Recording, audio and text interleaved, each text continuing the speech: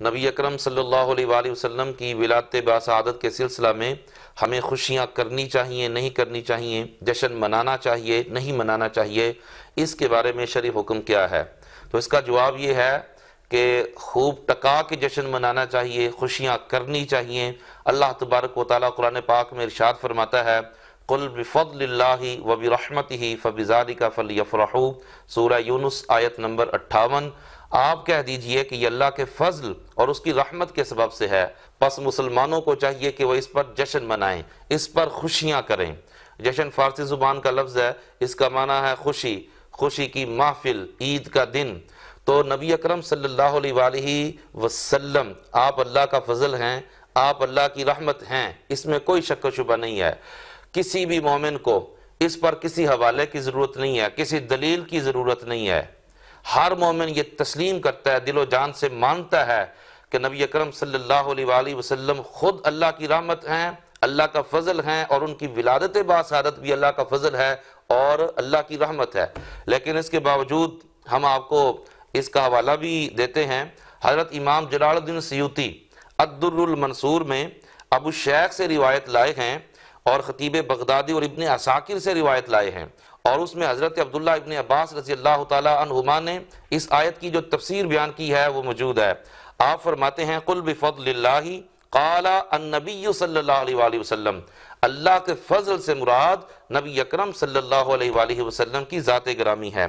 اسی طرح ابو الشیخ سے جو روایت لائے ہیں امام سیوطی، حضرت عبداللہ ابن عباس رضی اللہ تعالیٰ عنہما، اس میں فضل اللہ کی تعبیر اور تفسیر علم سے کرتے ہیں، اور آگے فرماتے ہیں وَرَحْمَتُهُ مُحَمَّدٌ صلی اللہ علیہ وآلہ وسلم، اور اللہ کی رحمت سے مراد حضرت محمد مصطفیٰ صلی اللہ علیہ وآلہ وسلم کی ذات گرامی ہے۔ اور اللہ کا یہ ارشاد بھی اس بار پر گواہ ہے وَمَا أَرْسَلْنَاكَ إِلَّا رَحْمَةً لِّلْعَالَمِينَ، اور ہم نے آپ کو تمام جہانوں کے لیے رحمت بنا کر مبعوث فرمایا۔ یہ جناب معارف القرآن ہے مولانا مفتی محمد شفیع صاحب کی، جو مکتبہ فکر دیوبند کے معروف عالم دین ہیں۔ وہ اسی آیت کے تحت لکھتے ہیں، اور حضرت عبداللہ ابن عباس رضی اللہ تعالیٰ عنہما کی ایک روایت میں ہے کہ فضل سے مراد قرآن اور رحمت سے مراد نبی کریم صلی اللہ علیہ وآلہ وسلم ہیں۔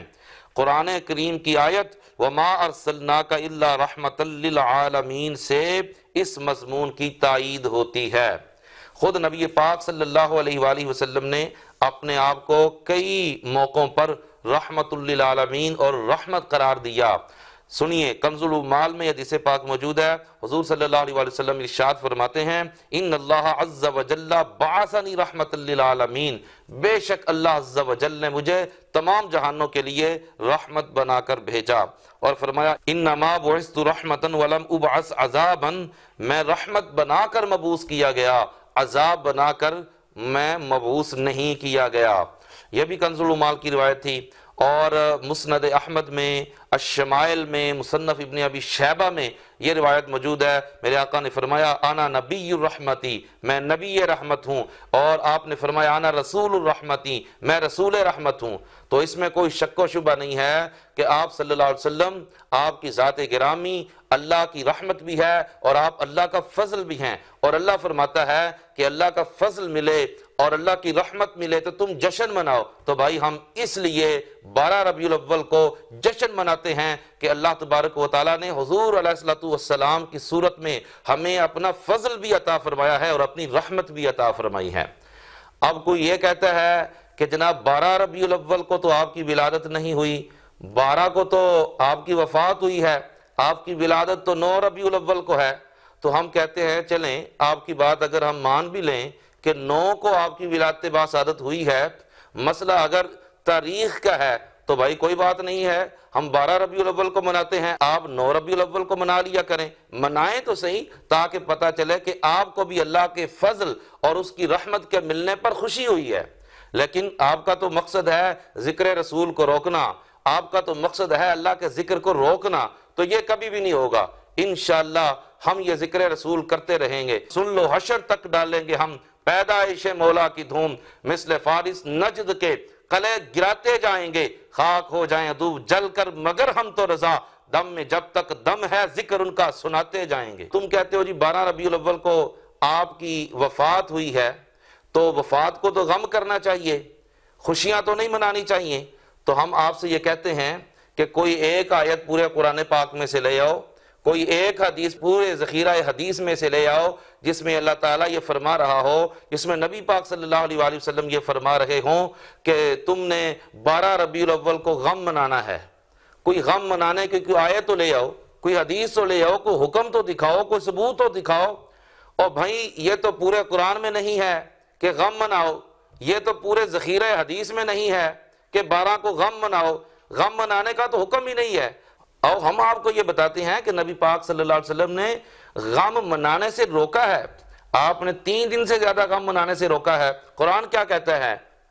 ما آتاکم الرسول فخذوہ وما نہاکم عنہ فانتہوا، جو تمہیں اللہ کا رسول دے وہ لے لو، اور جس چیز سے منع کرے اس سے باز آ جاؤ۔ یہ بخاری شریف کی حدیث پاک ہے اور صحیح مسلم میں موجود ہے، بلکہ سیاہ ستہ کی تمام کتب کے اندر یہ روایت موجود ہے، اس کے علاوہ دیگر کتب میں بھی روایت موجود ہے۔ میں صرف بخاری شریف کا حوالہ دے دیتا ہوں، نمبر بتا دیتا ہوں، 1280 حدیث کا نمبر ہے۔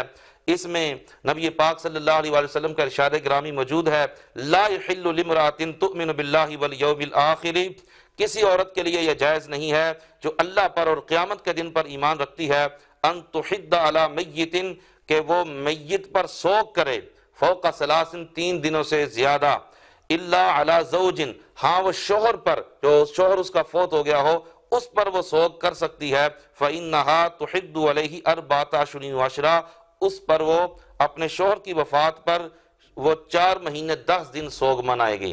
تو اس حدیث پاک سے واضح طور پر یہ معلوم ہوا کہ سوگ کی زیادہ سے زیادہ مدت 3 دن ہے، اور وہ عورت جس کا شوہر فوت ہو چکا ہو اس کے لیے 4 مہینے اور 10 دن ہے۔ نبی پاک صاحب رولاک حضرت محمد مصطفیٰ صلی اللہ علیہ وآلہ وسلم کا جب وصال با کمال ہوا، یقیناً ازواج مطہرات انہوں نے 4 مہینے 10 دن سوگ منایا، لیکن جو باقی امت کے افراد ہیں ان کے لیے 3 دن سے زیادہ سوگ منانا جائز ہی نہیں تھا۔ نبی اکرم صلی اللہ علیہ وسلم نے خود منع کیا، آپ کی تعلیمات میں سے یہ ہے کہ 3 دن سے زیادہ سوگ نہ منایا جائے۔ تو میں پوچھتا ہوں وہ کون سا نسخہ، کون سا وظیفہ، کون سا فارمولہ آپ کے پاس ہے کہ آپ صلی اللہ علیہ وسلم کے وصال با کمال کو 14 صدیوں سے زیادہ عرصہ بیت گیا اور آپ جناب ابھی تک سوگ میں ہیں، سوگ سے ہی نہیں نکل رہے، جبکہ نبی پاک صلی اللہ علیہ وآلہ وسلم نے تو سوگ سے منع فرمایا ہے 3 دن سے زیادہ۔ آپ کس دلیل کی وجہ سے سوگ منا رہے ہیں؟ اللہ نے فرمایا کہ خوشیاں مناؤ، میرا فضل ملے، میری رحمت ملے، آپ خوشیاں منا نہیں رہے۔ اللہ نے حکم ہی نہیں دیا سوگ منانے کا، اللہ کے رسول نے حکم ہی نہیں دیا سوگ منانے کا، آپ جناب سوگ میں پڑے ہوئے ہیں اور دوسروں کو بھی کہہ رہے ہیں سوگ منائیں۔ آپ کی تو ہمیں سمجھ نہیں آ رہی۔